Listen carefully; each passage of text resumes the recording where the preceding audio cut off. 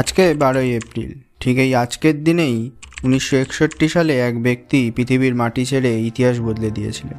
সেই সকালে Soviet pilot Yuri Gagarin একটি ছোট্ট গোলাকার মহাকাশযান ভস্টক 1-এ চড়েছিলেন। কাউন্টডাউন শুরু হয়, ইঞ্জিন চালু হয়। রকেট যখন আকাশের দিকে গর্জন করে উঠেছিল তখন তিনি চিৎকার করে বলেছিলেন পোয়ে খালি, মানে লেটস গো। আর সেই মুহূর্তেই প্রথম মহাকাশ ভ্রমণকারী হিসেবে ইতিহাস তৈরি করেছিলেন তিনি। 108 মিনিট ধরে গ্যাগারিন পৃথিবীর প্রদক্ষিণ করেছিলেন এবং এমন এক দৃষ্টিভঙ্গি দেখেছিলেন যা আগে কোনো মানব কখনোই দেখেনি। যখন তিনি নিরাপদে পৃথিবীতে ফিরে এলেন তখন সবকিছুই বদলে গিয়েছিল। মানবজাতি মহাকাশ যুগে প্রবেশ করেছিল। তার এই উড়ান, চাঁদে যাওয়ার দৌড়, মঙ্গলে বসবাসের স্বপ্ন এবং আরো অনেক কিছুকে আজকে অনুপ্রাণিত করেছে। কয়েক দশক পরে তার এই অবদানের সম্মানে জাতিসংঘ 12ই এপ্রিলকে মানব মহাকাশ যাত্রার আন্তর্জাতিক দিবস হিসাবে ঘোষণা করেছে। প্রথম চাঁদে যাওয়া মানুষ হিসাবে নীল আর্মস্ট্রংকে তো সবাই চেনে, তবে প্রথম মহাকাশে যাওয়া মানুষটাকে কজন চেনেন অবশ্যই কমেন্ট করে জানাবেন এবং ভালো লাগলে ভিডিওটিকে একটি লাইক করবেন। ধন্যবাদ।